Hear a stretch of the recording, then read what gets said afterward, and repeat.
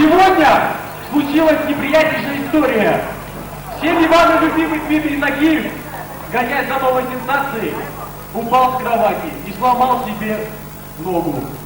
Учитывая этот факт, сегодня эту программу буду вести я, не менее любимый Андрей Арзиев.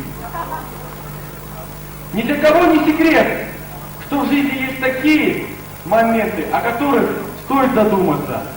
Зачастую безответственное отношение к партнеру и неуважение может привести к плачевным последствиям. Опасность незащищенного секса.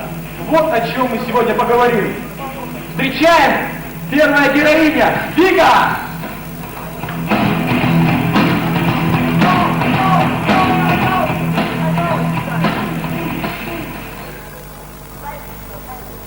Ну, здравствуйте, Вика. Вы обратились к нам со своей проблемой, и я надеюсь, мы ее сегодня решим. Давайте послушаем, что вы нам скажете. Здравствуйте.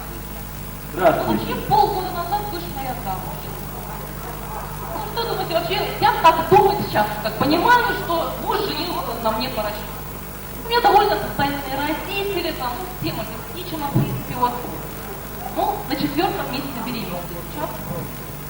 Ну и, знаете, пошла вставать на учет в поликлинику. Ну, знаете, как это обычно бывает.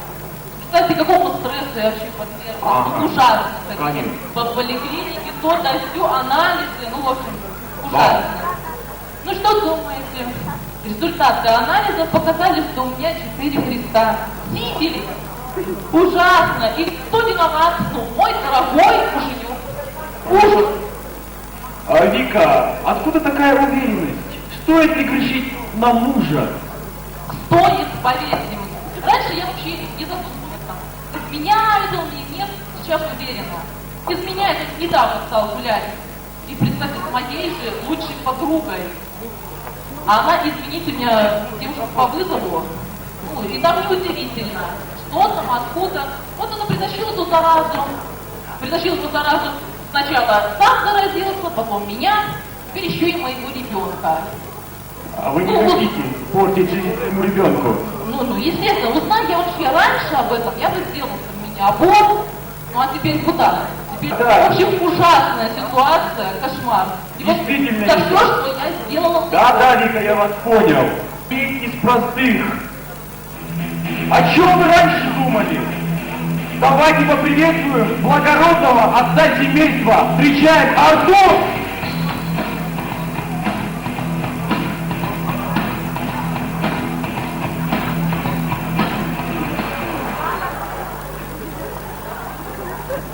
Артур, мало того, что у вас имя красивое, так вы еще и красавчик. Ну рассказывайте. Спасибо, здравствуйте. Спасибо. Дорогая, извини меня, я не хотел тебе изменять Анжелу. Я не знаю, как это получилось. Я просто был пьяный и ничего не соображал. Просто не знаю, как вышло. Я не думал, что она больная. Я не думал вообще заболеть. Вообще, после того, как я обнаружил у себя симптомы, то я сказал друзьям, и они посоветовали мне сделать пару уколов. Ну, антибиотики там какие-то. Ну, я точно не знаю, какие это антибиотики, но кто-то сложнил. Не знаю, надо было сразу к врачу идти. Вот. Так, Артур, и какие же симптомы вы у себя заметили? Расскажите, пожалуйста. Ну, поначалу это было болезненное мочеиспускание, потом я заметил красновато-коричневую язвость, что значит у себя на инструменте, значит. Потом, Ах, ты не думал. Ты не думал, да?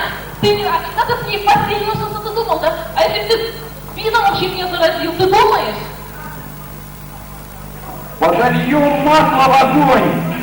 А теперь виновница торжества. Встречаем Анжела!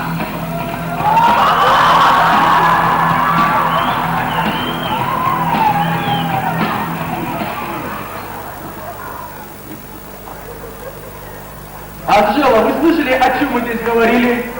Ну я-то здоровая. как ты здоровая? Как все запущено, Артур. А ты недотёпа. В отличие от вас обоих, я никогда не забываю предохраняться. Да ты, да как ты смеешь ходить на профессии?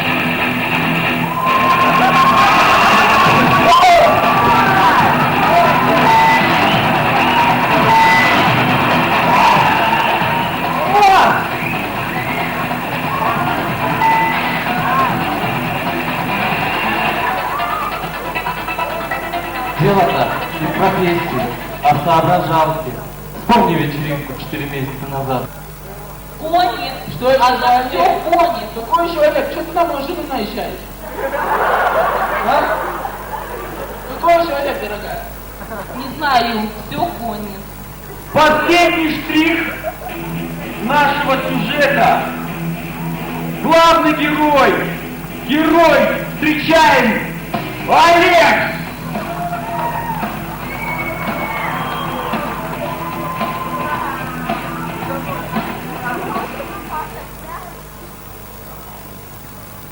А ты Ну, здравствуйте, Олег. Добрый вечер. Добрый. И ты мне изменил с этим недоносом? Да, это вообще ты угробила жизнь нашего ребенка. И неизвестно вообще, будет Я это не ребенок или нет. меня. Что ты на меня орешь? А что я не могу орать? От нормального мужа жена никуда не пойдет. Что, правда глаза колет? Может, хватит этими уже устроить? Знаешь что, давай без тебя пока разберемся. Не твое дело, дайте Леша, не твое дело.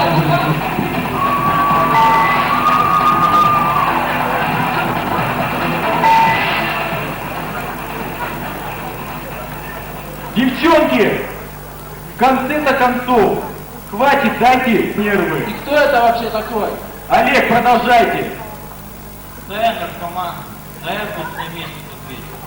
Я хотел тебе сказать, но я был под кайфом и ничего не соображал. К тому же не хотел настроение портить ни себе, да и не себе. Извини, я ведь тебя не заставлял, сама этого хотела.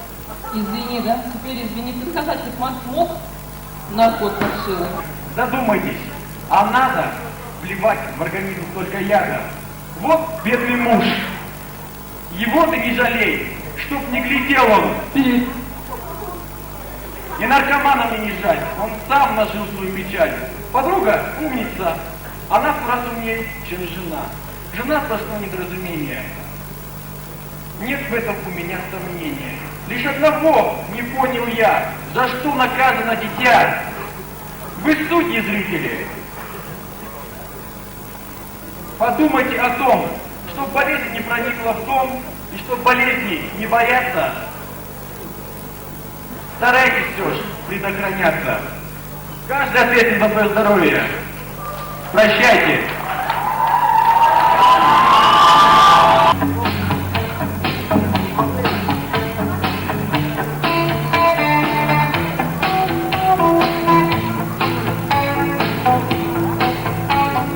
Я была любимая подруга, она дала мне всего. У меня не было достоя, она хотела быть со мной. Но мне это получалось, и другой возможность. На встречу не начался, я была в том, что знала на остаться, и любовь ее просто. Потом было позвонить, я писала картины, посвящала стихи, и вместе были очень счастливы.